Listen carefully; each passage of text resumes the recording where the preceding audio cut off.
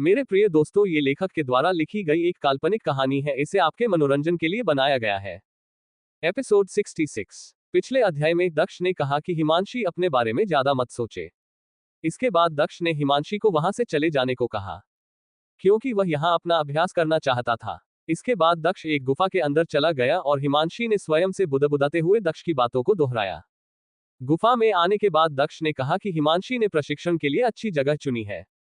इसके बाद दक्ष वहां एक पत्थर के आसन पर बैठ गया और फिर अपनी आंखें बंद करके वह अपनी साधना करने लगा। कुछ दिनों बाद दक्ष के शरीर के चारों ओर दूधिया सफेद रोशनी घूमने लगी और दक्ष के शरीर में प्रवेश करने लगी।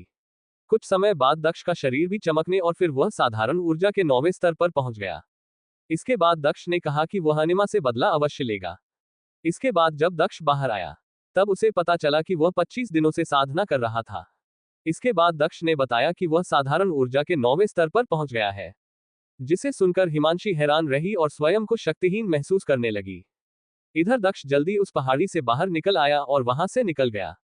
दक्ष को शाहपुर सिटी जाने में समय लगने वाला था और परिवार की वार्षिक प्रतियोगिता शुरू होने में अब ज्यादा समय भी नहीं बचा था। इसलिए दक्ष को जल्द से जल्द शाहपुर सिटी पहुंचने की जल्दी थी। इसलिए दक्ष सीधे उन पहाड़ों से निकलकर अपने कमरे में चला गया। अपने कमरे में पहुंचने के बाद दक्ष ने अपनी जरूरत के सामानों को पैक किया और तुरंत अपने कमरे से निकलकर 4 पर्वतीय संप्रदाय के मुख्य द्वार की ओर चला गया। 4 पर्वतीय संप्रदाय से बाहर निकलते समय दक्ष अपने उसी घोड़े पर सवार था जिसमें वह यहां आया था। जब दक्ष 4 पार्वती संप्रदाय के मुख्य द्वार के पास पहुंचा, तब वहां पर उसने उन्हीं 2 गार्डों को देखा जिन्होंने पहले दक्ष को अपने घोड़े के साथ अंदर जाने से रोका था। किंतु इस बार जब उन्होंने दक्ष को 4 पर्वतीय संप्रदाय से बाहर जाते हुए देखा, तब उनके चेहरे पर एक प्रकार का डर था। इसलिए उन्होंने इस बार दक्ष को रोकने की बिल्कुल भी हिम्मत नहीं की और चुपचाप अपना सिर झुकाकर किनारे हट गए। दक्ष ने भी उन दोनों पर बिल्कुल भी ध्यान नहीं दिया। अपनी वर्तमान ताकत के साथ वह दोनों गार्ड दक्ष के सामने कुछ भी नहीं थे। दक्ष अपने केवल एक ही हमले से उन दोनों को घायल करने में सक्षम था। यहां तक कि वह उन दोनों को मार भी सकता था, लेकिन अब दक्ष ने उन दोनों पर ध्यान देने की जरूरत भी नहीं उठाई। इसके बाद दक्ष जल्द ही 4 पर्वतीय संप्रदाय के मुख्य द्वार से निकलकर शाहपुर सिटी की ओर चल पड़ा। दक्ष को दूर से जाता हुआ देखकर उन दोनों गार्डों ने राहत की सांस ली। एक गार्ड ने कहा, मैंने ये कभी नहीं सोचा था कि यह कचरे का टुकड़ा एक दिन इतना मजबूत हो जाएगा। अब हमें इससे सावधान रहने की जरूरत है। उद्धरण चिन्ह। उस गार्ड की बात सुनकर दूसरे गार्ड ने भी हाँ में अपना सिर हिलाया और फिर वह दोनों दोबारा अपनी जगह पर खड़े होकर अपना कार्य करने लगे। शाहपुर सिटी। ये वर्ष खत्म होने वाला था, इसलिए शाहपुर सिटी में हर जगह हलचल थी। बहुत से शिष्य जो अपने प्रशिक्षण और अभ्यास के लिए अपने परिवार से दूर संप्रदायों में गए हुए थे, वह संप्रदाय से वापस घर लौट रहे थे और अपने परिवार से मिलने के लिए आ रहे थे। प्रत्येक वर्ष कुनिलुन देश के प्रत्येक शहरों और गांवों में एक भव्य वार्षिक प्रतियोगिता का आयोजन होता था। योद्धाओं की दुनिया में यह वार्षिक प्रतियोगिता योद्धाओं के लिए अपनी प्रतिभा दिखाने और अपने परिवार के अंदर अपनी स्थिति ऊंची उठाने का एक अवसर होता था। शाहपुर सिटी में सभी धनी और बड़े परिवार केवल अपने परिवार के सदस्यों के लिए प्रतियोगिताएं आयोजित करते थे, जिसके द्वारा परिवार के पुराने लोग युवा पीढ़ी की प्रगति की जांच करते थे और परिवार में उनकी स्थिति का निर्धारण करते थे। कभी कभी पूरे शाहपुर सिटी में कुछ धनी और शक्तिशाली परिवार मिलकर अपने और अन्य परिवारों के बीच प्रतियोगिता का आयोजन करते थे, जिसके द्वारा वह योद्धाओं की प्रतिभा की जांच करते थे और यह निर्धारित करते थे कि शाहपुर सिटी में कौन सा परिवार सबसे मजबूत और प्रतिभा वाला परिवार है, साथ ही किस परिवार के पास सबसे मजबूत लड़ाकू ताकत है। द वीसल रेस्टोरेंट। इस समय शाहपुर सिटी के एक रेस्टोरेंट में, जिसका नाम द वीसल रेस्टोरेंट था, वहां युवा शिष्यों का समूह बैठकर आपस में होने वाले वार्षिक प्रतियोगिता के बारे में चर्चाएं कर रहे थे। ये सभी शिष्य शाहपुर सिटी के धनी और बड़े परिवारों से संबंधित थे। इस समय रेस्टोरेंट के अंदर एक टेबल पर कुछ शिष्यों का समूह बैठा हुआ था। उन शिष्यों के समूह में से एक शिष्य, जिसने हरे रंग का कपड़ा पहना हुआ था, उसने अपने सामने बैठे एक युवक की ओर देखते हुए कहा, मैंने सुना है कि जब अनिमा शुद्ध ऊर्जा के स्तर पर पहुंची, तब वह अपनी मार्शल स्पिरिट को जागृत करने के बहुत करीब थी और इसी कारण से उसे स्वर्गीय पर्वत संप्रदाय में एक विशिष्ट शिष्य के रूप में चुना गया था। सुधांश, क्या ये सच है? उद्धरण चिन्ह। जिस युवक की ओर देखते हुए उस हरे कपड़े वाले लड़के ने बात की थी, वह लड़का सुधांश सेन था, दक्ष का चचेरा भाई। इस समय उस हरे कपड़े वाले लड़के की बात सुनकर सुधांश सेन के चेहरे पर एक बड़ी सी मुस्कान आ गई और उसने हंसते हुए कहा, हाँ, ये बिल्कुल सच है। जब अनिमा शुद्ध ऊर्जा के स्तर पर पहुंची, तब उसने महसूस किया कि उसकी मार्शल स्पिरिट जागृति का संकेत दे रही है और उसकी ताकत में भी बहुत वृद्धि हुई थी। इसके बाद अभी हमारे परिवार को ये पता चला है कि अनिमा की मार्शल स्पिरिट लगभग जागृत हो चुकी है। मुझे इस बात का पूरा भरोसा है कि इस वर्ष हमारे परिवार में होने वाली वार्षिक प्रतियोगिता में अनिमा की ताकत सबसे मजबूत होगी। उद्धरण चिन्ह। ये कहते हुए सुधांश के चेहरे पर एक अहंकारी मुस्कान थी। सुधांश के पिता दक्ष के बड़े चाचा यानी ताऊजी थे। सुधांश अर्नव सेन का बेटा था। सुधांश के पिता परिवार के मुखिया की गद्दी पर बैठने का लक्ष्य रखते थे। वह परिवार के मुखिया की गद्दी पर बैठने वाले अगले व्यक्ति थे। इसलिए परिवार में सुधांश की भी एक उच्च स्थिति थी और उसका जवाब सेन परिवार के जवाब का प्रतिनिधित्व करता था। इधर सुधांश की बात सुनकर अचानक एक नीली जैकेट वाले लड़के, जो कि सुधांश के दाईं ओर बैठा था, ने कहा, हाँ, वो अभी अभी शुद्ध ऊर्जा के स्तर पर पहुंची है, जबकि मेरे परिवार का भुवन 4 महीने पहले ही शुद्ध ऊर्जा के स्तर पर पहुंच चुका है। सेन परिवार के लोग कभी भी असली लड़ाई में हिस्सा नहीं लेते और वो केवल अपने परिवार की सुरक्षा के अंदर ही प्रशिक्षण लेते हैं। इसलिए तो उनके परिवार में कोई भी असली ताकतवर और मजबूत योद्धा नहीं है। उद्धरण चिन्ह। अभी जिस युवक ने बात की थी वह शाहपुर सिटी के नायक परिवार का लड़का था। शाहपुर सिटी में सेन परिवार और नायक परिवार के बीच शत्रुता बहुत पुरानी थी। ये दोनों परिवार कभी भी एक दूसरे को नीचा दिखाने का अवसर नहीं जाने देते थे और एक दूसरे पर घात लगाकर हमला करने का अवसर ढूंढते रहते थे। इसी समय उस हरे कपड़े वाले लड़के ने कहा, कौन सा योद्धा किस समय शुद्ध ऊर्जा के स्तर पर पहुंचा, यह महत्वपूर्ण नहीं है। मेरे वर्धन परिवार में जितेंद्र वर्धन तो पहले ही शुद्ध ऊर्जा के दूसरे स्तर पर पहुंच चुका है। उद्धरण चिन्ह। इसके बाद उस हरे कपड़े वाले युवक ने आगे कहा, जितेंद्र वर्धन वास्तव में एक अद्भुत प्रतिभा है। उद्धरण चिन्ह। ये कहने के बाद उसके चेहरे पर एक घमंड भरी मुस्कान आ गई। इधर उस हरे कपड़े वाले युवक ने जैसे ही बोलना बंद किया, तभी वहां तुरंत एक ठंडी आवाज सुनाई दी, क्या तुम लोगों ने मुझे यहाँ ऐसी फालतू की चर्चाएं सुनाने के लिए आमंत्रित किया है? उद्धरण चिन्ह। यह एक लड़की की आवाज थी। जिस लड़की ने अभी यह कहा वह बहुत सुंदर थी, किंतु उसके शरीर से एक ठंडी आभा निकल रही थी। जैसे ही उस लड़की ने ये कहा तब सभी लोग तुरंत शांत हो गए। इसके बाद उस हरे कपड़े वाले युवक ने कहा, नहीं नहीं कनिका, ऐसा नहीं है। मैंने तुम सभी को आज यहाँ एक समाचार सुनाने के लिए बुलाया है। इस वर्ष वार्षिक प्रतियोगिता के चौथे दिन मेरे परिवार और शाहपुर सिटी के अन्य 3 परिवारों के सदस्यों के अलावा शाहपुर सिटी के अन्य मजबूत युवा योद्धा भी इस वार्षिक प्रतियोगिता में हिस्सा ले सकते हैं। कनिका, तुम्हें ये पता होना चाहिए कि इस समाचार का क्या मतलब है। उद्धरण चिन्ह। जब वहां बैठे सभी युवाओं ने उस हरे कपड़े वाले युवक की ये बात सुनी, तब वह सभी चौंक गए और फिर अगले ही पल वह सभी खुश हो गए। शाहपुर सिटी में प्रत्येक वर्ष वार्षिक प्रतियोगिता होती थी, लेकिन उन प्रतियोगिताओं में शाहपुर सिटी के केवल 4 मजबूत परिवार के सदस्य ही हिस्सा लेने के पात्र होते थे। किंतु इस वर्ष वार्षिक प्रतियोगिता में उनमें से किसी ने भी नहीं सोचा था कि उन 4 मजबूत परिवारों के सदस्यों के अलावा अन्य प्रतिभाशाली युवा भी इसमें शामिल हो सकेंगे। इससे उन सभी को सुखद आश्चर्य हुआ। एक लड़के ने कहा, लगता है कि इस बार मजबूत और धनी परिवार शाहपुर सिटी के अन्य युवाओं की प्रतिभा का आंकलन करना चाहते हैं और उन्हें अपने कबीले में शामिल करना चाहते हैं। उद्धरण चिन्ह। उस लड़के की बात सुनकर अन्य लोगों ने भी सहमति में अपना सिर हिलाया। इधर कनिका ने भी ये बात सुनकर अपना सिर हिलाया। कनिका भी ये जानने के लिए बहुत उत्सुक थी कि इस शाहपुर सिटी में 4 मजबूत परिवारों के सदस्यों में किस प्रकार की प्रतिभा और क्षमताएं थी। कनिका एक अनाथ थी, लेकिन शाहपुर सिटी में अपनी प्रतिभा और क्षमता के कारण वह बहुत प्रसिद्ध थी और उसकी स्थिति मजबूत थी। वह शाहपुर सिटी की सबसे सुंदर लड़कियों में से एक भी थी और यह भी उसके शाहपुर सिटी में प्रसिद्ध होने का एक कारण था। इसके बाद नायक परिवार के एक युवक ने अपने चेहरे में एक व्यंग्यात्मक मुस्कान के साथ कहा, हाँ, लगता है कि इस वर्ष का वार्षिक उत्सव बहुत मजेदार होने वाला है। मैंने सुना है कि सेन परिवार का वह बेकार और नाकारा कचरे का टुकड़ा मजबूत हो गया है। उसने अपनी साधना और प्रशिक्षण में बहुत प्रगति की है। साथ ही मैंने ये भी सुना है कि उसने विपिन को भी केवल एक ही मुक्के में घायल कर दिया था। मुझे लगता है कि इस वर्ष के वार्षिक प्रतियोगिता में सेन परिवार का वह नाकारा कचरे का टुकड़ा भी इसमें हिस्सा लेने अवश्य आएगा। उद्धरण चिन्ह। ये कहते हुए वह युवक सुधांश की ओर एक व्यंग्यात्मक मुस्कान के साथ देखने लगा। जब सुधांश ने उस युवक की बात सुनी तो वह अचानक क्रोधित हो गया और उसने कहा, चेतश, तुम्हारे कहने का मतलब क्या है? मेरे सेन परिवार में बहुत सारे कुशल और प्रतिभाशाली लोग हैं, तो हमें उस प्रतियोगिता में शामिल होने के लिए उस कचरे के टुकड़े की आवश्यकता क्यों होगी? उद्धरण चिन्ह। सुधांश चेतश के कहने का मतलब अच्छे से समझ रहा था। चेतश सेन परिवार का मजाक उड़ाने के लिए कचरे के टुकड़े यानी कि दक्ष के नाम का उपयोग कर रहा था, क्योंकि शाहपुर सिटी में सभी लोग ये अच्छे से जानते थे कि दक्ष कितना कमजोर और नाकारा था। इसलिए सुधांश ने चेतश से गुस्से भरे स्वर में कहा। चेतश नायक परिवार के उस युवक का नाम था जिसने अभी बात की थी। इधर जब चेतश ने सुधांश की बात सुनी तब उसने एक मजाकिया मुस्कान के साथ कहा, हाँ, तुम अपने ही परिवार के एक सदस्य को नाकारा, कचरे का टुकड़ा कह रहे हो, ये तो अच्छा नहीं है। उद्धरण चिन्ह। इस पर सुधांश ने तुरंत जवाब दिया, कचरे का एक बेकार टुकड़ा आखिर एक बेकार चीज ही होता है, तो इसे कहने में क्या परेशानी होगी। मैं सेन परिवार का प्रत्यक्ष सदस्य हूँ, आज नहीं तो कल मैं उस कचरे के टुकड़े को अवश्य ही। उद्धरण चिन्ह। ये कहते ही सुधांश अचानक चुप हो गया। वह इससे आगे और कुछ नहीं बोल पाया। इधर जब उस रेस्टोरेंट में सुधांश और उसके दोस्त चर्चाओं में लगे हुए थे, तब इसी समय शाहपुर सिटी के मुख्य द्वार से एक युवक अपने सफेद घोड़े पर सवार अंदर आया। ये युवक दक्ष था। इतनी लंबी यात्रा के बाद भी उसके चेहरे पर थकान का कोई नामोनिशान नहीं था। वह अभी भी चुस्त और ऊर्जा से भरपूर लग रहा था। दक्ष ने कहा, मैं आखिरकार शाहपुर सिटी वापस आ गया हूं। उद्धरण चिन्ह। ये कहते हुए दक्ष के चेहरे पर एक मुस्कान थी। इसके बाद दक्ष ने अपने घोड़े की लगाम खींची और फिर वह तेजी से शाहपुर सिटी के अंदर चला गया। कुछ समय बाद दक्ष का घोड़ा एक रेस्टोरेंट के पास से गुजरने लगा। इसी समय जब दक्ष का घोड़ा उस रेस्टोरेंट के पास से गुजर रहा था, तभी रेस्टोरेंट के ऊपरी मंजिल पर अंदर एक टेबल पर बैठे कुछ युवकों में से एक की नजर दक्ष के ऊपर पड़ी।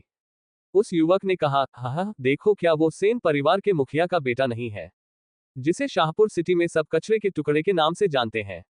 हाँ, उसका यहाँ इस समय पर आना सचमुच एक संयोग है। उद्धरण चिन्ह।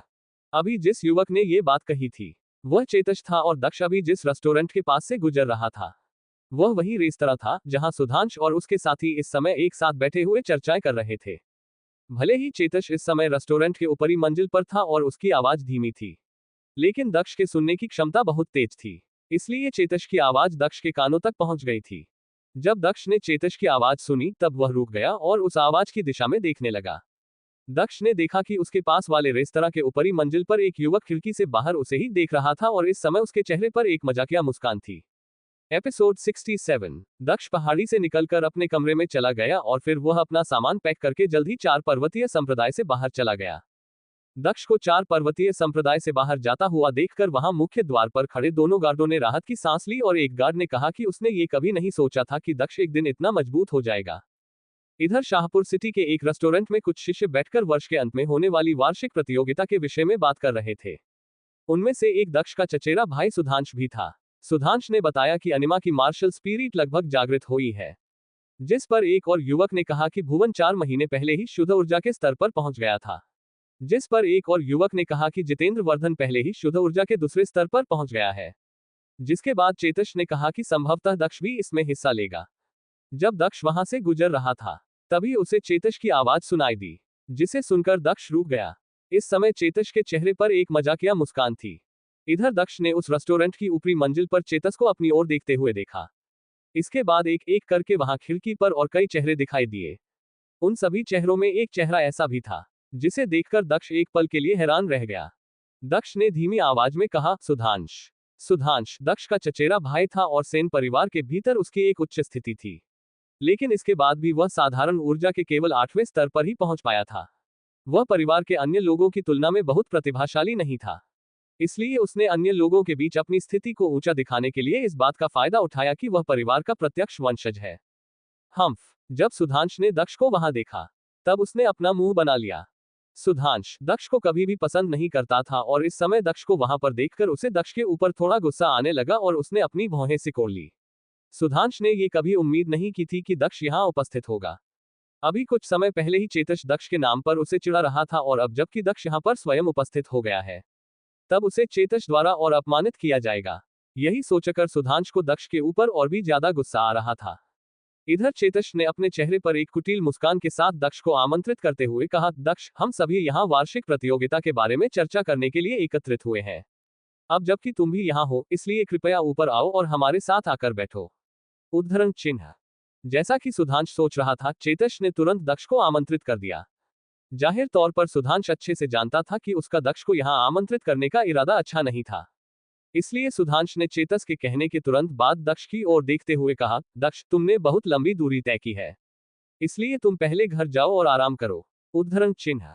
सुधांश को दक्ष से कोई हमदर्दी नहीं थी, वह केवल दक्ष को अपने साथ आकर बैठने देना नहीं चाहता था, क्योंकि अगर दक्ष वहां पर आ जाता है तो चेतश और अन्य लोग उसका और उसके परिवार का और अधिक उपहास करते और यह बात सुधांश अच्छे से जानता था। इधर जब दक्ष ने सुधांश की बात सुनी तो वह अपने मन में व्यंग्य पूर्वक मुस्कुराने लगा। दक्ष सेन परिवार का यंग मास्टर था और परिवार के अन्य शिष्यों और बेटों को उसका सम्मान करना चाहिए था, लेकिन इस समय सुधांश ने दक्ष से बात करते समय बिल्कुल भी विनम्रता नहीं दिखाई। वह दक्ष के प्रति बिल्कुल भी विनम्र नहीं था। वह न केवल दक्ष के प्रति विनम्र नहीं था, बल्कि उसने दक्ष से अपमानजनक तरीके से भी बात की थी, जिससे दक्ष को सुधांश की बात अच्छी नहीं लगी। दक्ष ने अपने मन में कहा, मैं जानता हूं कि तुम मुझे वहां पर शामिल नहीं होने देना चाहते और मुझे यहां देखकर तुम असंतुष्ट हो। उद्धरण चिन्ह। ये कहने के बाद दक्ष के होठों के कोने थोड़े से मुड़ गए। इसके बाद दक्ष ने चेतश की ओर देखते हुए कहा, ठीक है, मैं तुम्हारा निमंत्रण स्वीकार करता हूं।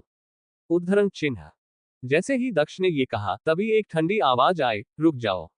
दक्ष, तुम्हें इस जगह पर नहीं आना चाहिए। क्या तुम्हें ये बात समझ में नहीं आती? तुम बस अपने घर जाओ। उद्धरण चिन्ह। तुम्हारी हिम्मत कैसे हुई मुझसे इस तरह से बात करने की? तुम्हें क्या लगता है कि परिवार के भीतर तुम्हारी क्या हैसियत है? क्या तुम्हें सच में लगता है कि तुम मेरे सामने इस तरह की बात करने की हिम्मत कर सकते हो? दक्ष ने भी ठंडे स्वर में सुधांश के ऊपर चिल्लाते हुए कहा। दक्ष अब पहले जितना कमजोर और कायर नहीं रह गया था। उसके पिता का परिवार में एक ऊंचा दर्जा था। वह परिवार के मुखिया थे। ऐसे में दक्ष परिवार का यंग मास्टर था और इसलिए सुधांश को दक्ष के ऊपर इस तरह से चिल्लाने का कोई अधिकार नहीं था।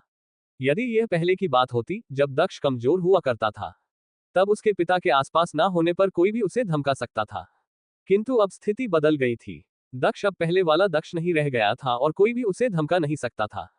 इधर जब सुधांश ने दक्ष की बात सुनी, तब वह एक पल के लिए हैरान रह गया। उसने ये कभी उम्मीद नहीं की थी कि दक्ष, जिसे सभी लोग कूड़े का टुकड़ा और कायर समझते थे, वह कभी ऐसा जवाब भी देगा। इससे उसे बहुत गुस्सा आया और उसका चेहरा गुस्से से लाल हो गया। इस समय सुधांश को यह बिल्कुल भी समझ नहीं आ रहा था कि वह दक्ष की बातों का कैसे जवाब दे।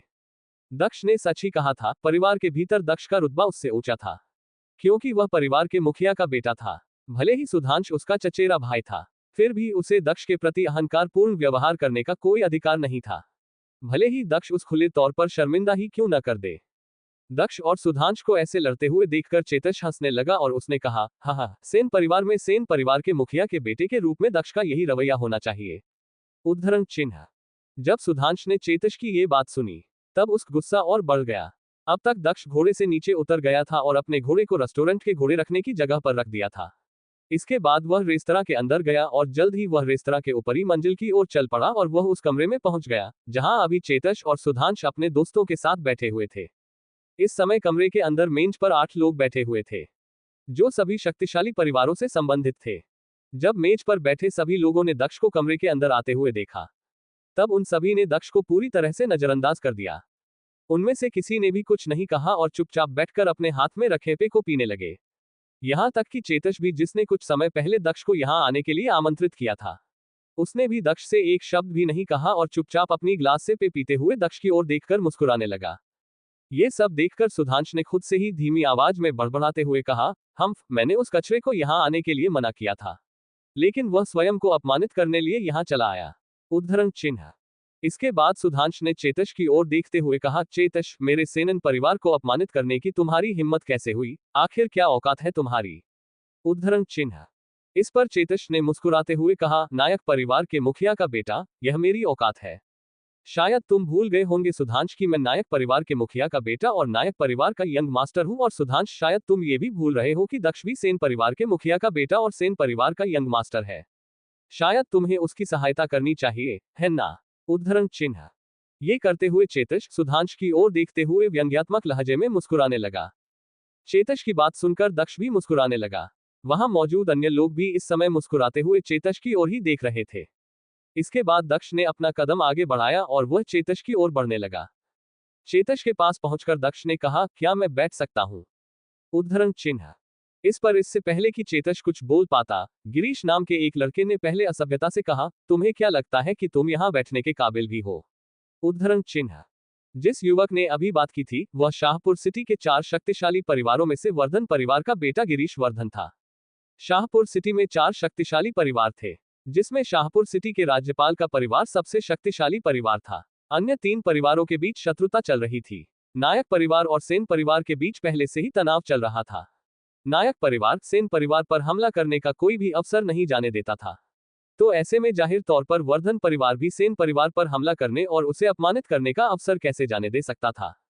इधर जब दक्ष ने गिरीश की बात सुनी, तब उसने गिरीश को पूरी तरह से नजरअंदाज कर दिया और केवल चेतश की ओर देखते हुए कहा, वास्तव में इसका क्या मतलब है? उद्धरण चिन्ह। दक्ष ने यह बात बड़े ही शांत स्वर में कहा था। इस पर चेतश ने दक्ष की ओर तिरस्कारपूर्ण भाव से देखते हुए कहा, क्या तुम्हें सच में इसकी बात समझ में नहीं आई? तुम एक नाकारा इंसान हो। कोई भी तुम्हें हमारे साथ यहाँ नहीं देखना चाहता।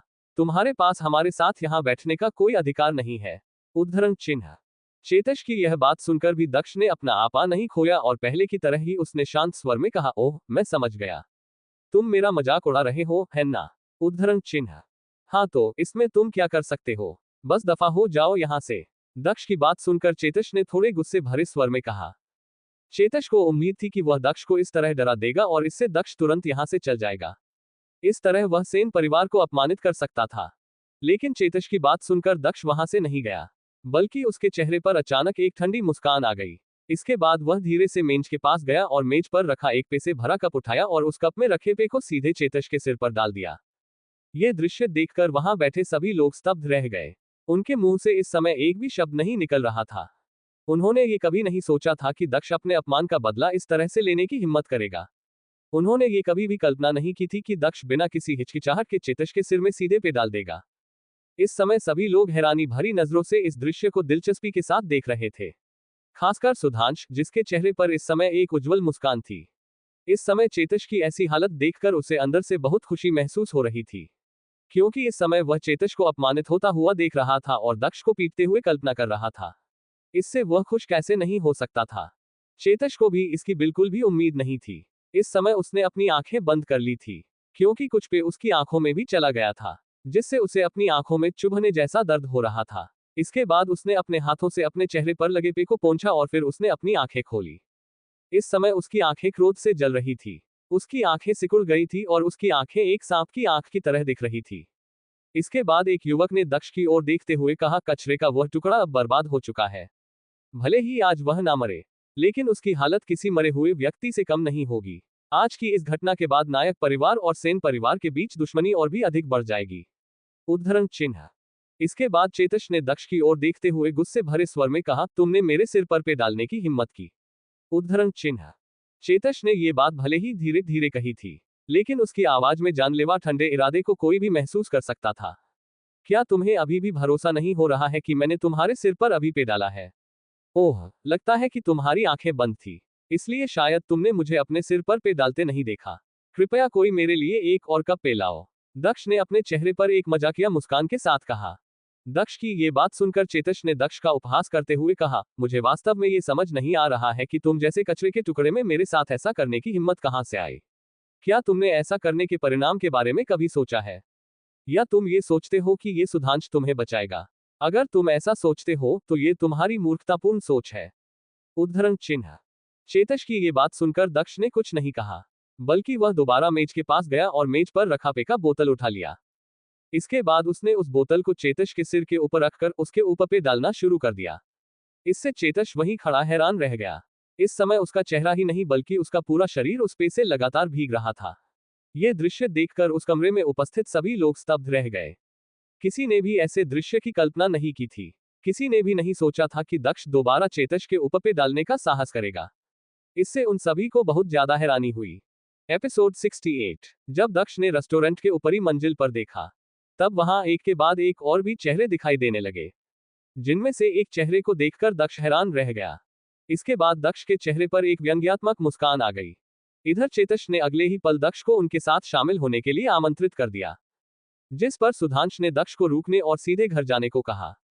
जिस पर दक्ष ने सुधांश को फटकार लगाते हुए कहा कि उसकी हिम्मत कैसे हुई उससे इस तरह से बात करने की, जिसे सुनकर चेतश हंसने लगा और सुधांश का चेहरा गुस्से से लाल हो गया। इधर दक्ष जल्द ही ऊपरी मंजिल पर पहुंच गया, परंतु वहां सभी ने दक्ष को नजरअंदाज कर दिया, जिसके बाद चेतश ने दक्ष का अपमान किया और उसे जाने के लिए कह दिया, जिस पर दक्ष ने चेतश के सिर पर पे डाल दिया, जिससे सभी लोग हैरान रह गए। लेकिन फिर दक्ष ने एक बोतल उठाए और दोबारा चेतश के सिर पर पे डाल दिया, जिससे वहां उपस्थित सभी लोग स्तब्ध रह गए। इसके बाद दक्ष ने कहा, मुझे भी यह बात समझ में नहीं आती कि तुम मुझे बार बार कचरे का टुकड़ा क्यों कह रहे हो। क्या तुम इस तरह से मुझे डराने की कोशिश कर रहे हो, या फिर ये कहकर तुम अपने अंदर के उस अफसोस को छिपाने की कोशिश कर रहे हो जिससे तुम हमेशा नफरत करते हो? क्या नायक परिवार के नाकारा बच्चे में सच में कोई साहस नहीं है? मुझे ये सोचकर सच में आश्चर्य होता है कि क्या तुम्हें ये गुण अपने सामान्य रक्त से मिला है या फिर ये तुम्हें अपने परिवार से विरासत में मिला है। उद्धरण चिन्ह। ये कहते हुए दक्ष के चेहरे पर एक कुटिल मुस्कान थी। दक्ष ने भी चेतश को उसी भाषा में जवाब दिया। दरअसल चेतश भले ही नायक परिवार का यंग मास्टर था और वह नायक परिवार के मुखिया का बेटा था, लेकिन वह नायक परिवार के मुखिया का पहला बेटा नहीं था। वह नायक परिवार के मुखिया और उसकी तीसरी पत्नी का बेटा था, जिससे परिवार में उसकी स्थिति निम्न थी और उसका परिवार में बिल्कुल भी सम्मान नहीं किया जाता। वह अपने परिवार में एक महत्वहीन व्यक्ति था और इसी बात का उसे सबसे ज्यादा अफसोस था।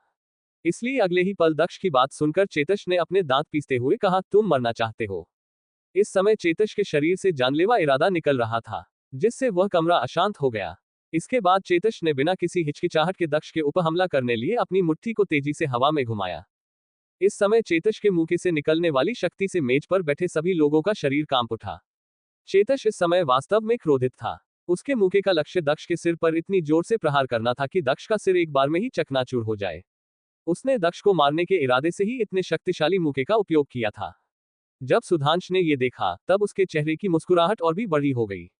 उसका चेहरा इस समय उल्लेखनीय रूप से खिल उठा था। वह अपने दिल की गहराई से यह उम्मीद कर रहा था कि दक्ष चेतश के हाथों इस प्रहार से मारा जाए। लेकिन जैसा कि सभी को उम्मीद थी, चीजें वैसी नहीं हुई जैसा उन्होंने सोचा था, क्योंकि चेतश का मुक्का उसके और दक्ष के बीच दक्ष तक पहुंचने से पहले ही रुक गया।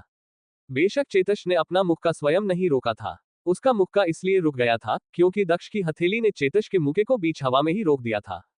इस समय दक्ष को देखकर ऐसा लग रहा था जैसे कि उसके लिए चेतश के मुके को रोकना बहुत ही आसान था, क्योंकि उसके चेहरे पर इस समय किसी भी तरह के संघर्ष का निशान नहीं दिख रहा था और न ही उसमें किसी तरह के बदलाव का संकेत दिख रहा था। इधर दक्ष को अपने मुके को इतनी आसानी से रोकता हुआ देखकर चेतश का चेहरा गुस्से से लाल हो गया। वह अपनी मुट्ठी को दक्ष की हथेली से बिल्कुल भी नहीं छुड़ा पा रहा था। हाँ, इस समय वहां बैठे सभी लोग स्तब्ध थे। कोई भी यह समझ नहीं पा रहा था कि दक्ष ने ऐसा कैसे किया। गिरीश ने कहा, ऐसा कैसे संभव हो सकता है? दक्ष इतने शक्तिशाली हमले को इतनी आसानी से कैसे रोक सकता है? इसके अलावा उसके चेहरे के भाव पहले की तरह ही शांत है, उसमें बिल्कुल भी बदलाव नहीं है। जबकि चेतश को देखकर यह स्पष्ट रूप से पता चल रहा है कि उसे अपनी मुट्ठी छुड़ाने के लिए कितना संघर्ष करना पड़ रहा है। आखिर यह हुआ कैसे? उद्धरण चिन्ह। गिरीश की तरह ही अन्य लोगों के मन में भी यही विचार चल रहा था। इधर चेतश को संघर्ष करता हुआ देखकर दक्ष ने एक मजाकिया लहजे में कहा, दरअसल मुझे सच में ये नहीं समझ आता कि तुम नायक परिवार के एक बेकार व्यक्ति हो और तुम्हें लगता है कि तुम्हारे पास मुझे चिढ़ाने और मेरा अपमान करने का अधिकार है। तुम मुझे हमेशा कचरे का टुकड़ा कहते रहते हो। आखिर तुम्हारी हैसियत क्या है कि तुम्हारे पास मुझे कचरे का टुकड़ा बुलाने का अधिकार हो? उद्धरण चिन्ह। ये कहते ही दक्ष ने अपनी हथेली पर जो लगाया और फिर क्रंच, हड्डी के टूटने की आवाज आए और अगले ही पल उस कमरे में चेतश की एक दर्दनाक चीज गूंज उठी। इस समय उसे अपनी मुट्ठी में बहुत तेज दर्द हो रहा था, जिसके कारण उसका चेहरा भयानक रूप से विकृत हो गया था। दक्ष ने अपनी हथेली से इस समय चेतश की मुट्ठी को कुचल दिया था, जिससे उसकी मुट्ठी की हड्डियां चटक गई थी। इसके बाद दक्ष ने कहा, भाड़ में जाओ, मैं ये सोच रहा था कि मैं तुम्हें अपनी बेकार जिंदगी के साथ जीने का एक मौका दूं। उद्धरण चिन्ह। ये कहते हुए दक्ष ने चेतश का मुक्का छोड़ दिया और फिर उसने चेतश को उसके कॉलर से पकड़कर ऊपर उठाया और उसे रेस्तरां की ऊपरी मंजिल से खिड़की से बाहर फेंक दिया। इसके बाद जैसे ही चेतश ऊपरी मंजिल से नीचे जमीन पर गिरा, तब उसके मुंह से एक और दर्दनाक कराह निकली। इस समय मेज पर मौजूद हर कोई पूरी तरह से स्तब्ध था। उनमें से किसी को भी इस समय अपनी आंखों पर विश्वास ही नहीं हो रहा था कि वह सभी इस समय अपनी आंखों के सामने क्या देख रहे थे। चेतश साधारण ऊर्जा के 8वें स्तर का योद्धा था और दक्ष ने उसे पलक झपकते ही घायल करके इस जगह से बाहर फेंक दिया था, जिससे उन सभी को बहुत बड़ा झटका लगा। उन सभी के मन में अभी इस समय एक ही सवाल चल रहा था, अभी क्या हुआ? ये कचरे का टुकड़ा इतना मजबूत कैसे हो सकता है? उद्धरण चिन्ह। इधर चेतश को वहां से बाहर फेंकने के बाद दक्ष ने अपना सिर घुमाया और उसकी नजर वहां पर बैठे सभी लोगों पर पड़ी। इसके बाद दक्ष ने अपनी नजर सुधांश की ओर घुमा ली। ये देखकर कि दक्ष शांति से उसे ही देख रहा था, सुधांश पूरी तरह से भयभीत हो गया। सुधांश ने सोचा था कि दक्ष एक कमजोर और डरपोक इंसान है, लेकिन इस समय उसके सामने एक भयानक राक्षस खड़ा था, जो किसी भी तरह से दक्ष की तरह नहीं लग रहा था। इस समय दक्ष को देखकर सुधांश को ऐसा लगा जैसे कि दक्ष एक बहुत बड़े परिवर्तन से गुजरा हो।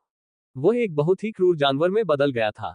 पहले दक्ष बहुत अलग हुआ करता था, उसे सभी लोग कमजोर और काये कहते थे, लेकिन इस समय दक्ष एक शक्तिशाली और मजबूत जानवर की तरह लग रहा था। उसका स्वभाव जंगली और शक्तिशाली हो गया था। सुधांश ने सोचा, क्या ये सचमुच वही कचरे का टुकड़ा है जिसे मैं जानता था? उद्धरण चिन्ह। जब सुधांश अपने मन में यही सब सोच रहा था, तभी उसके कानों में एक ठंडी आवाज सुनाई दी। तुमने अभी अभी मुझे किस नाम से बुलाया था? उद्धरण चिन्ह। जब सुधांश ने यह आवाज सुनी तो उसका शरीर अचानक अकड़ गया।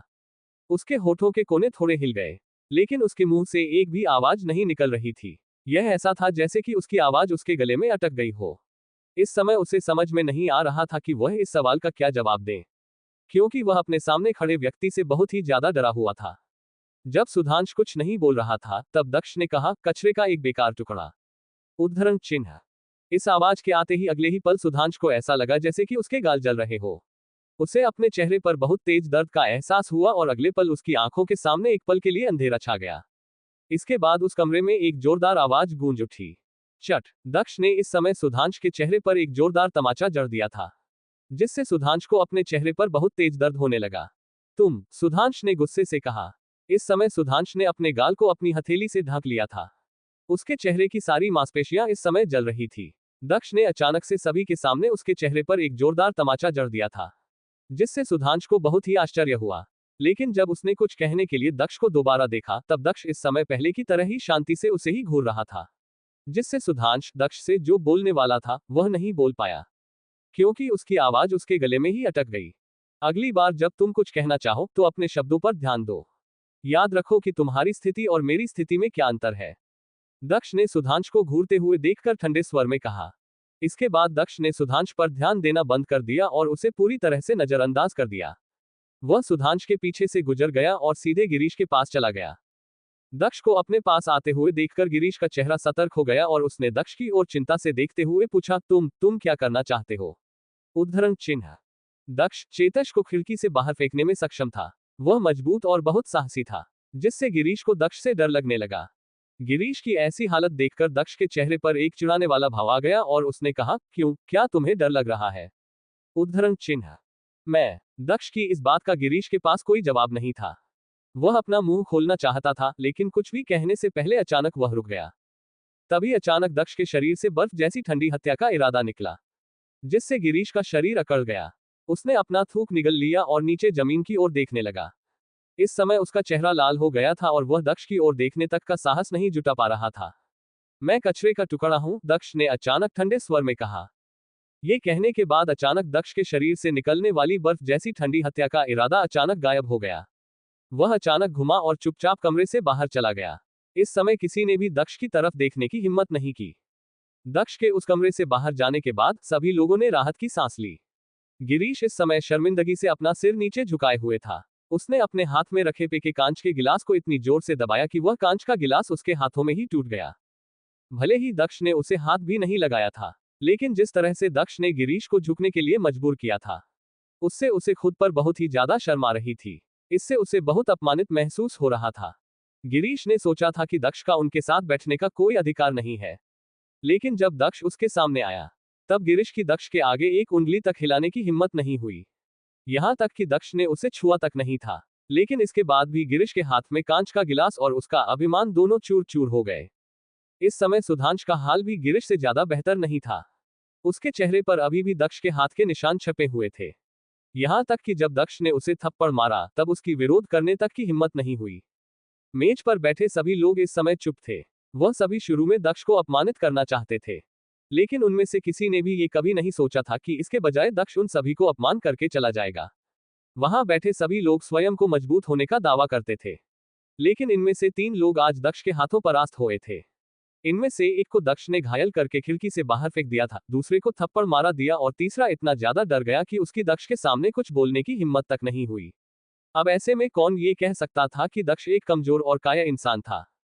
इस समय कनिका की आंखें चमक रही थी। वह समूह में बैठे सभी लोगों में सबसे मजबूत योद्धा थी। वह पहले ही शुद्ध ऊर्जा के स्तर तक पहुंच चुकी थी। जब दक्ष यहां पर उपस्थित था, तब उसने महसूस किया था कि दक्ष के पास एक प्राकृतिक आभा थी, जो अन्य सभी को हीनता का एहसास करा रही थी। इधर दक्ष ने इन सब चीजों के बारे में इतना नहीं सोचा। दक्ष अब और अपमानित और कचरे का टुकड़ा नहीं कहलाना चाहता था। ये सभी धनी परिवार के लोग स्वयं को अन्य लोगों से उपसिद्ध करने के आदी थी और दक्ष इनके इस घृणित चेहरे को और बर्दाश्त नहीं कर सकता था। इसलिए दक्ष ने आज इन्हें एक अच्छा सबक सिखाने का फैसला किया था। एपिसोड 69। दक्ष ने चेतश से कहा कि उसे समझ नहीं आती कि वह उसे कचरे का टुकड़ा क्यों कह रहा है, जबकि वह स्वयं एक बेकार इंसान है। क्योंकि चेतश नायक परिवार का सबसे निम्न स्तर का व्यक्ति था और उसका परिवार में कोई सम्मान नहीं करता था। इसके बाद जब चेतश ने दक्ष के ऊपर हमला किया तब दक्ष ने चेतश के मुक्के को अपनी हथेली से रोक दिया, जिससे सभी लोग स्तब्ध रह गए। इसके बाद दक्ष ने चेतश के मुक्के पर दबाव डाला और चेतश का मुक्का कुचल दिया, जिससे चेतश की चीख निकल गई। इसके बाद दक्ष ने कहा कि वह चेतश को जाने देगा। इसके बाद दक्ष ने चेतश को खिड़की से बाहर फेंक दिया। जब दक्ष सुधांश के पास गया तब दक्ष ने उसके चेहरे पर तमाचा जड़ दिया, जिसके बाद दक्ष गिरीश के पास गया, लेकिन उसने कुछ नहीं कहा और वह चुपचाप वहां से चला गया। लेकिन इससे गिरीश को खुद पर शर्मिंदगी महसूस हुई। इधर ये सब देखकर कनिका की आंखें चमक उठी।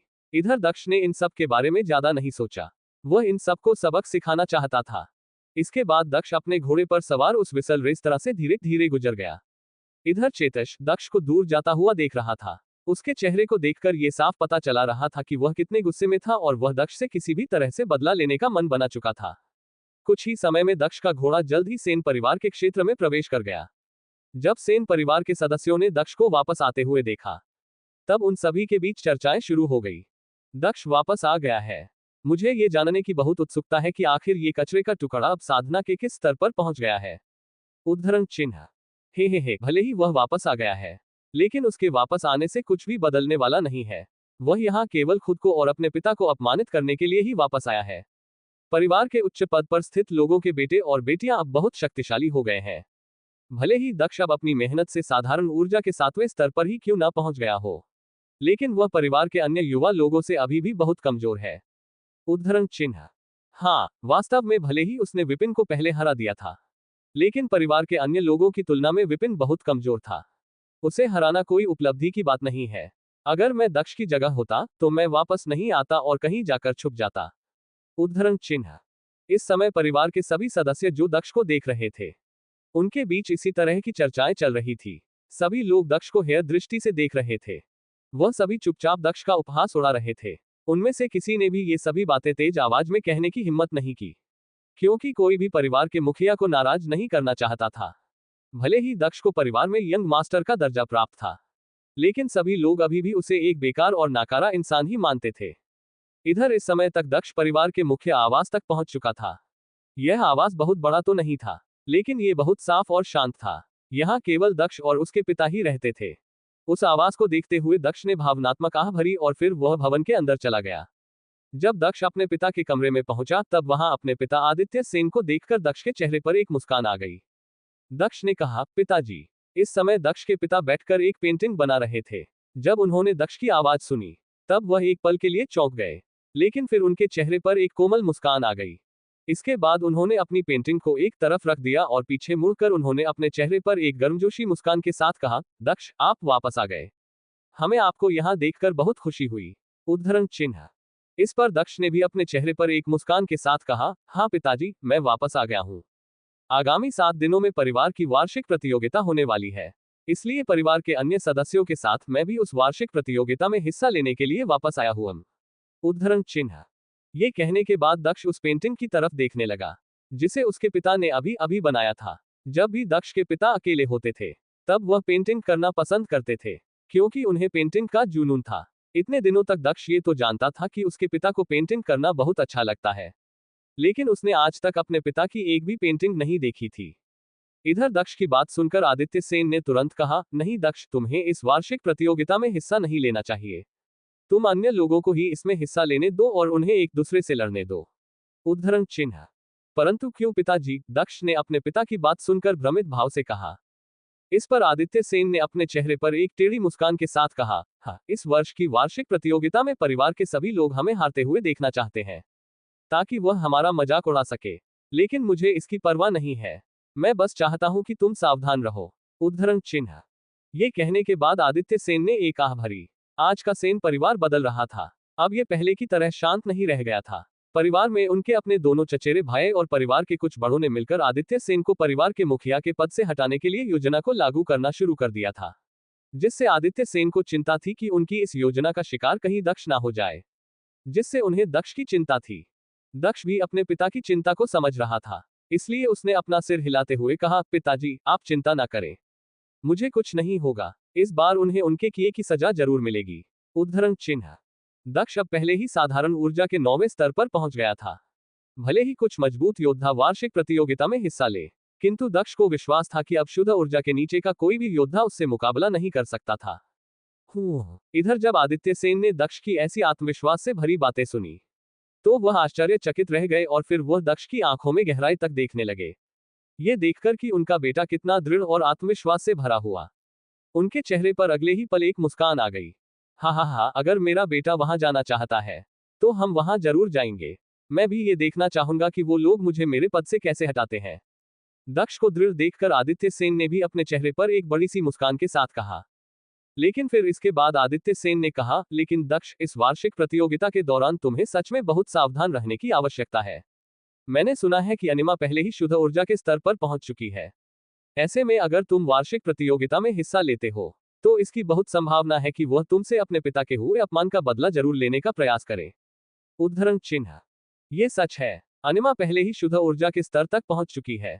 लेकिन आप चिंता ना करें पिताजी, इसके बाद भी वह मुझे कोई नुकसान नहीं पहुंचा सकती। इसके बजाय मुझे उससे अपना एक हिसाब पूरा करना है। दक्ष ने अपने चेहरे पर एक ठंडी हत्या के इरादे के साथ कहा। अनिमा ने 4 पर्वतीय संप्रदाय में जाकर उसे 4 पर्वतीय संप्रदाय से निष्कासित करने और उसे मारने का प्रयास किया था, और जब वह नाकाम रही तब उसने दक्ष को मारने का मन बना लिया था। इसलिए दक्ष यहाँ ये देखना चाहता था कि आखिर अनिमा अब उससे अपना बदला कैसे लेने वाली थी।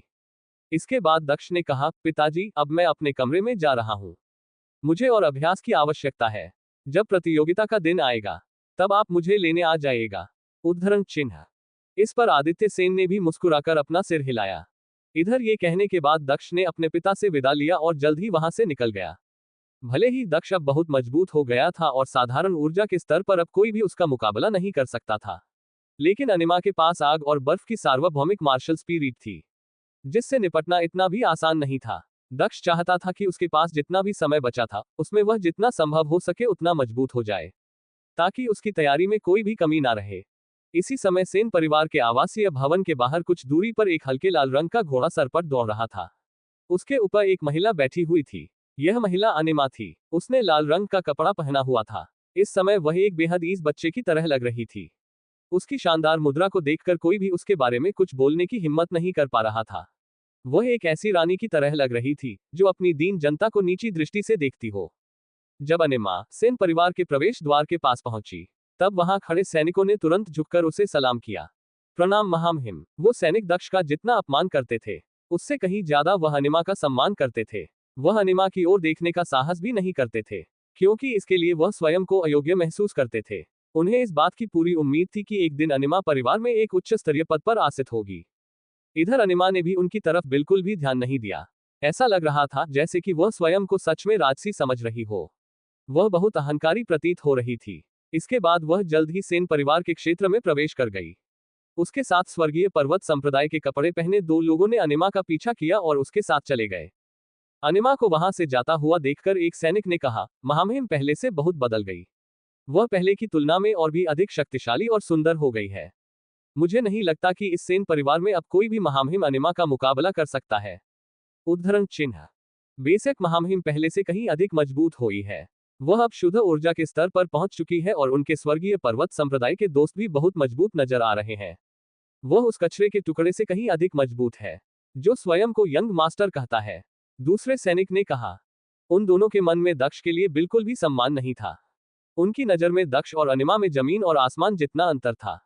एक स्वर्गीय पर्वत संप्रदाय का मुख्य शिष्य और बहुत राजसी था, जबकि दूसरा 4 पर्वतीय संप्रदाय का एक बाहरी शिष्य था और उसकी हैसियत इन सैनिकों की नजर में उनके जूते के धूल से भी कम थी। उन्होंने ये कभी नहीं सोचा था कि दक्ष कभी भी अनिमा से आगे निकल सकता है। इस समय अनिमा और उसके साथ आए स्वर्गीय पर्वत संप्रदाय के दोनों शिष्य तेजी से परिवार के आवासीय भवन की ओर चले गए। उनके घोड़ों की गति इतनी तेज थी कि उनके दौड़ने से उनके पीछे धूल का बादल उठने लग गया था। इस समय परिवार के सभी सदस्य अनिमा को देखकर बहुत ही ज्यादा उत्साहित थे। उन्हें देखकर ऐसा लग रहा था जैसे कि वह अपने भावी नेता को देख रहे हो। वह सभी दक्ष के आने से इतने उत्साहित नहीं थे जितना कि वह सभी अनिमा के आने से थे। इस समय कुछ बड़े तो उस भवन की ओर जा रहे थे जहां अनिमा के पिता अर्नव सेन रहते थे, ताकि वह अनिमा से मिल सके और उसे बधाई दे सके। इस समय अनिमा का एक उज्जवल भविष्य उसका इंतजार कर रहा था, जो परिवार के अन्य सदस्यों से भी संबंधित था। सेन परिवार के सभी लोग अर्नव सेन को परिवार के मुखिया का पद प्राप्त करने में मदद करने के इच्छुक थे, क्योंकि इससे अनिमा को और अधिक शक्ति प्राप्त होती। अनिमा परिवार की शोभा थी। एक बार अगर अर्नब सेन परिवार का मुखिया बन जाता, तब अनिमा के कारण परिवार को बहुत फायदा होता और अर्नब सेन के करीब होने के कारण उन सभी को भी इससे बहुत लाभ होता। वह सभी अनिमा से अनुग्रह प्राप्त कर सकते थे। भविष्य में अनिमा की उपलब्धि जितनी अधिक होती, उनके लाभ उतने ही अधिक होते जाते। इस तरह से उन्हें परिवार में केवल अनिमा और अर्नब सेन के सामने ही विनम्र होने की आवश्यकता थी। इसके अलावा उन्हें और किसी के सामने विनम्र रहने की आवश्यकता नहीं थी। जल्द ही अनिमा अपने पिता से मिलकर अपने कमरे में चली और उसके साथ आए उसके दोस्तों को उसके पिता अर्नब सेन ने अतिथियों के कक्ष में भेज दिया। उन्होंने उन दोनों का भी बहुत सम्मान किया और उनको आदरपूर्वक उनके अतिथि कक्ष में भेजवाया। जब अनिमा अपने पिता से मिलकर अपने कमरे में पहुंची, तब उसने खिड़की से उस दिशा में देखा जहां दक्ष का भवन था। दक्ष का भवन अनिमा के भवन से छोटा, उजाड़ और बहुत शांत था। इस समय उस दिशा में देखते हुए अनिमा के शरीर से एक ठंडी हत्या का इरादा निकल रहा था। वह अपने उस वादे को नहीं भूली थी, जो उसने 4 पर्वतीय संप्रदाय से निकलते समय स्वयं से किया था। अनिमा ने कहा, इस बार मैं ये सुनिश्चित करूंगी कि मैं तुम्हारा जीवन पूरी तरह से बर्बाद कर दूं, ताकि तुम फिर कभी किसी को भी अपमानित करने का साहस ना कर सको। उद्धरण चिन्ह। ये कहने के बाद अनिमा के चेहरे पर एक क्रूर मुस्कान आ गई और वह दक्ष के भवन की दिशा में घूरते हुए देखने लगी। अब आगे क्या होने वाला है? क्या होगा अब वार्षिक प्रतियोगिता में? क्या होगा दक्ष और अनिमा के मध्य लड़ाई के दौरान? क्या दक्ष अनिमा को हरा पाएगा? क्या होगा जब सभी को दक्ष की असली ताकत का पता चलेगा? क्या प्रतिक्रिया होगी तब सभी की? आपको क्या लगता है? एपिसोड 70। जब दक्ष वहां से चला गया, तब चेतश दक्ष को घूर कर देखने लगा। इधर जब दक्ष सेन परिवार के क्षेत्र में पहुंचा, तब सभी लोग उसका उपहास उड़ाने लगे, लेकिन किसी ने भी तेज आवाज में बात करने की हिम्मत नहीं की, क्योंकि कोई भी परिवार के मुखिया को नाराज नहीं करना चाहता था। इधर जब दक्ष अपने पिता के कमरे में पहुंचा, तब उसके पिता दक्ष को देखकर खुश हो गए। लेकिन जब दक्ष ने वार्षिक प्रतियोगिता में हिस्सा लेने की बात कही, तब उन्होंने दक्ष को उसमें हिस्सा न लेने की सलाह दी। इसके बाद जब उन्होंने देखा कि दक्ष दृढ़ है, तब उन्होंने कहा कि वह वार्षिक प्रतियोगिता में जरूर जाएंगे। इसके बाद दक्ष अपने कमरे में चला गया। इधर अनिमा भी सेन परिवार के क्षेत्र में प्रवेश गई। उसे देखकर सभी लोग उत्साहित हो गए। एक सैनिक ने कहा कि अनिमा पहले से ज्यादा सुंदर और शक्तिशाली हो गई है। इधर अपने कमरे में पहुंचकर अनिमा ने कहा कि वह इस बार दक्ष को नहीं छोड़ेगी। 2 दिनों बाद अर्नब सेन का सबसे बड़ा बेटा देवेन भी परिवार में वापस आ गया। देवेन ग्रीन हिल विलेज नामक एक पहाड़ी गांव में प्रशिक्षण के लिए गया हुआ था। ग्रीन हिल विलेज की ताकत अन्य किसी भी संप्रदाय की ताकत से कम नहीं थी। पूरे कुनलुन देश में इसकी बहुत अच्छी प्रतिष्ठा थी। इसके अलावा ग्रीन हिल विलेज केवल सबसे प्रतिभाशाली युवा योद्धाओं को ही प्रशिक्षण के लिए स्वीकार करता था। देवेन ने भी इस बार पिछली बार की तुलना में अपने प्रशिक्षण में बहुत सुधार किया था। अब वह साधारण ऊर्जा के 9वें स्तर पर पहुंच चुका था। बस कुछ समय और फिर देवेन भी शुद्ध ऊर्जा के स्तर पर पहुंच सकता था। इस समय ऐसा लग रहा था जैसे कि सेन परिवार के सभी प्रतिभाशाली युवा योद्धा अर्नब सेन के ही परिवार से थे। देवेन के अलावा परिवार के अन्य बहुत से सदस्य भी अपने प्रशिक्षण से वापस आ रहे थे, क्योंकि वार्षिक प्रतियोगिता निकट आ रही थी। इस समय तक अर्नब सेन के घर पर मेहमानों का आना जाना लगा रहता था। उनके घर पर किसी बाजार की तरह चहल पहल बनी रहती थी। ऐसा लग रहा था जैसे कि अर्नब सेन पहले से ही सेन परिवार के मुखिया बने थे। सभी युवाओं को प्रतियोगिता में निम्न रैंकों में विभाजित किया जाएगा, जैसे कि कमजोर, सामान्य और मजबूत आदि। इस समय सभी लोगों के मन में केवल यही चल रहा था कि उनके बेटे और बेटियां परिवार की रैंकिंग में किस स्थान पर होंगे। उन सभी को उम्मीद थी कि उनके बेटे और बेटियां परिवार के मजबूत रैंकिंग पर हो, जिससे भविष्य में परिवार द्वारा उन पर विशेष ध्यान दिया जाता और उनके प्रशिक्षण के लिए परिवार द्वारा मदद भी दी जाती। वह सभी ये भी जानने के लिए उत्सुक थे कि इस वर्ष कितने प्रतिभाशाली युवाओं का जन्म होगा, क्योंकि प्रतियोगिता के परिणाम सार्वजनिक रूप से घोषित किए जाएंगे, जिससे सभी को युवाओं की प्रतिभा का पता चलेगा। वार्षिक प्रतियोगिता किसी भी मजबूत परिवार में सबसे ज्यादा मनाए जाने वाले खुशी के दिनों में से एक था, क्योंकि इससे परिवार के युवाओं की प्रतिभा की पहचान होती थी। परिवार में युवाओं की प्रतिभा जितनी अधिक होती थी, भविष्य में उनके कारण परिवार की प्रतिष्ठा उतनी ही अधिक बढ़ती थी। 5 महीने पहले सभी लोग चाहते थे कि आदित्य सेन परिवार के मुखिया का पद त्याग दें, लेकिन आदित्य सेन इतने मजबूत थे कि कोई भी आदित्य सेन को उनके पद से नहीं हटा सका। लेकिन वर्ष के इस वार्षिक प्रतियोगिता के दौरान उन सभी में अन्य समय की तुलना में अधिक साहस होगा, क्योंकि वार्षिक प्रतियोगिता के बाद उनके पास आदित्य सेन को परिवार के मुखिया के पद से हटाने का एक कारण होगा। इस वार्षिक प्रतियोगिता में अनिम अपनी ताकत दिखाकर यह सिद्ध कर देगी कि वह परिवार की सबसे मजबूत योद्धा है और भविष्य में केवल उसके पास ही परिवार का गौरव बढ़ाने की क्षमता है, ना कि दक्ष के पास, जिसे सभी लोग कचरे का टुकड़ा कहते हैं। और इस कारण से परिवार के मुखिया का पद आसानी से अर्नब सेन को दिया जा सकता था, क्योंकि अर्नव सेन अनिमा के पिता थे, भविष्य में अनिमा की उपलब्धि के कारण उनके पिता की प्रतिष्ठा के साथ साथ परिवार की प्रतिष्ठा भी बढ़ेगी। इस समय वार्षिक प्रतियोगिता देखने के लिए बाहर से भी लोग आए थे, जिनमें कुछ बड़े और मजबूत लोग भी थे। आदित्य सेन का महल। दक्ष अपने कमरे में साधना की मुद्रा में बैठा अपना ध्यान कर रहा था। उसे अपनी ताकत में और अधिक सुधार करने की आवश्यकता थी। कुछ समय बाद दक्ष ने अपनी आंखें खोली और फिर वह उठकर अपने कमरे से बाहर चला गया। दक्ष ने अपनी बाहें फैलाते हुए खिड़की से बाहर खुले आसमान की ओर देखा, जहां सूरज निकल चुका था और पंछियों के चहचहाने की आवाज सुनी जा सकती थी। यह सुबह भी दक्ष को अन्य दिनों की सुबह की तरह ही प्रतीत हो रहा था। दक्ष ये बिल्कुल भी नहीं सोच रहा था कि यह दिन भी उसके लिए अन्य दिनों से अलग होगा। दक्ष को इस बात से कोई फर्क नहीं पड़ता था कि अर्नव सेन और अन्य लोग परिवार के मुखिया के पद के लिए किस तरह की योजना बना रहे थे। उसे जो चाहिए था वह था साधना के पद पर एक उच्च स्थिति। वह साधना की सबसे ऊंची चोटी पर पहुंचना चाहता था, क्योंकि सबसे मजबूत व्यक्ति ही इस दुनिया में सभी लोगों को हराकर उनसे ऊपर उठ सकता था। परिवार के मुखिया का पद तो नाम मात्र का पद था। अगर वह बहुत मजबूत व्यक्ति बन जाता तो कौन उसके सामने अपना सिर उठाने की हिम्मत करता। यहां तक कि परिवार का मुखिया भी उसके सामने कुछ नहीं होता। वह अपने एक इशारे से परिवार के मुखिया को भी गिरा सकता था।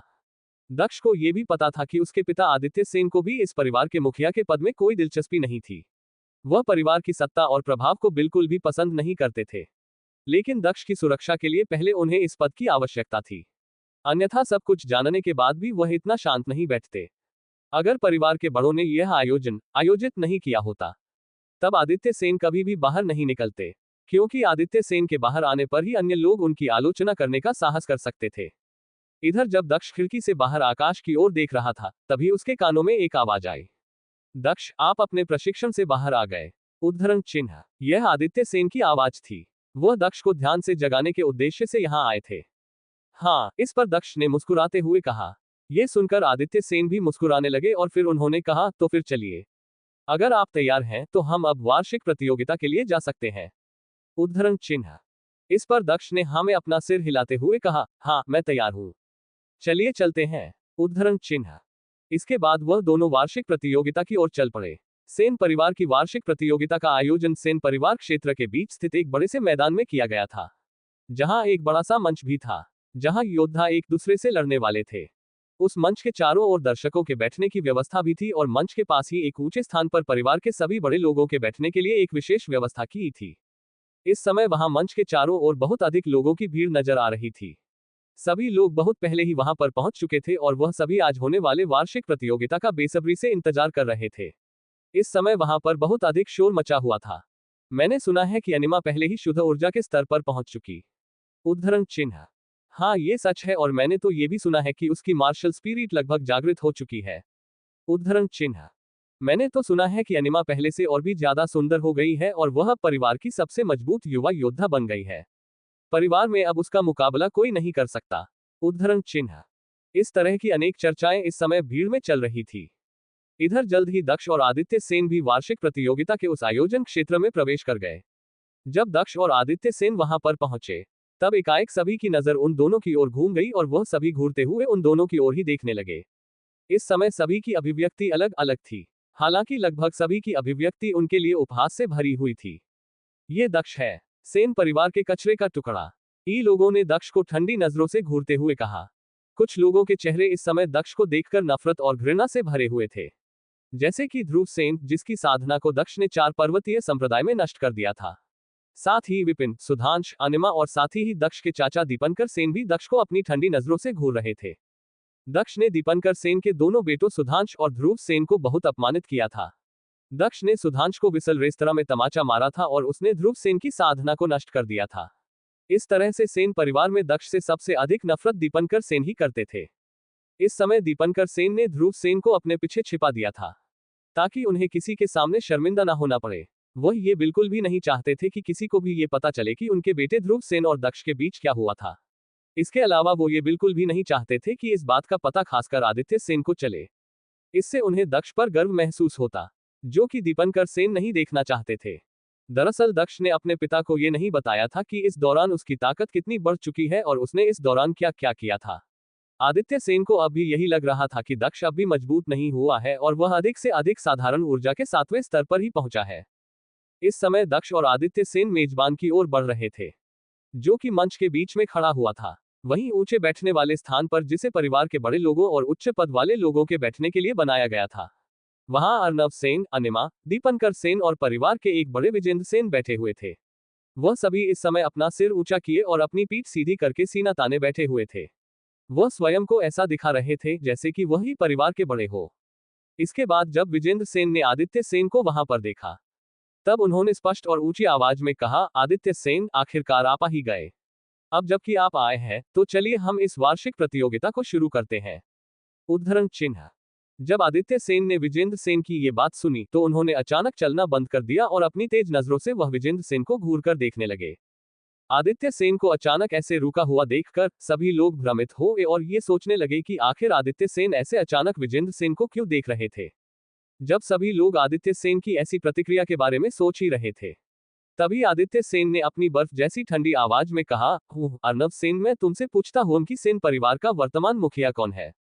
उद्धरण चिन्ह। आदित्य सेन की ये बात सुनकर अर्नव सेन चौंक गए, लेकिन फिर उन्होंने शांत होने का नाटक करते हुए कहा, बेशक आप है। उद्धरण चिन्ह। तो फिर मैं तुमसे पूछता हूं कि क्या वार्षिक प्रतियोगिता परिवार में एक महत्वपूर्ण आयोजन नहीं है। आदित्य सेन ने तुरंत विजेंद्र सेन की ओर देखते हुए कहा, निश्चित रूप से यह एक महत्वपूर्ण आयोजन है। प्रत्येक वर्ष हमारे सेन परिवार में वार्षिक प्रतियोगिता का एक विशेष महत्व होता है। विजेंद्र सेन ने भी आदित्य सेन की ओर देखते हुए कहा। विजेंद्र सेन को यह समझ नहीं आ रहा था कि आदित्य सेन इस समय ऐसी बातें क्यों कर रहे थे। लेकिन फिर अगले ही पल आदित्य सेन ने फिर से पूछा, बहुत अच्छा, तो फिर मैं आपसे एक और सवाल पूछता हूं। तो ऐसे महत्वपूर्ण आयोजन के प्रबंधन का प्रभारी कौन है। उद्धरण चिन्ह। आदित्य सेन का यह सवाल सुनकर अचानक विजेंद्र सेन का चेहरा उतर गया, क्योंकि अब वह आदित्य सेन के प्रत्येक सवाल का अर्थ समझे थे। इसलिए उन्होंने कहा, परिवार का मुखिया ही इस आयोजन के प्रबंधन का प्रभारी है। उद्धरण चिन्ह। विजेंद्र सेन ने अपना सिर नीचे करते हुए कहा, चूंकि आपको इसके विषय में स्पष्ट रूप से पता है कि इस आयोजन के प्रबंधन का प्रभारी परिवार का मुखिया है, तो फिर आप वहां पर क्या कर रहे हैं। क्या आप भूल गए कि मैं परिवार का वर्तमान मुखिया हूं। आदित्य सेन ने अचानक कठोर स्वर में कहा। जब आदित्य सेन ने ये कहा, तभी अनिमा ने तुरंत जवाब देते हुए कहा, चाचा, आप देर से आए, इसलिए आदरणीय बुजुर्ग ने आपकी गैर हाजिरी में यहाँ की व्यवस्था को संभाला है। क्या उनके लिए अपने कर्तव्य का पालन करना कोई गलत काम है। इसके लिए आप इतने क्रोधित क्यों हो रहे हैं। उद्धरण चिन्ह।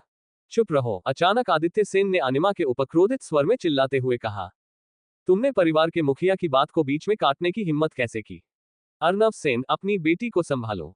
क्या तुमने अपनी बेटी को अच्छी शिक्षा नहीं दी है। क्या तुमने उसे ये नहीं सिखाया है कि जब परिवार के बड़े बात करें तो बीच में नहीं बोलना चाहिए। आदित्य सेन ने सभी के सामने अनिमा और अर्नव सेन को डांटते हुए कहा। अब आगे क्या होने वाला है, क्या प्रतिक्रिया होगी अनिमा और अर्नव सेन की आदित्य सेन की ये बात सुनकर। आखिर अब क्या होगा यहाँ वार्षिक प्रतियोगिता में। क्या होगा जब दक्ष और अनिमा आमने सामने होंगे। आपको क्या लगता है, क्या होंगे इन सभी सवालों के जवाब। हमें कमेंट करके जरूर बताएं और सभी सवालों के जवाब जानने के लिए पढ़ते रहिए दक्ष शक्ति की खोज सिर्फ यूस्टो 2.0 पर, और लाइक जरूर से करें और कमेंट करें।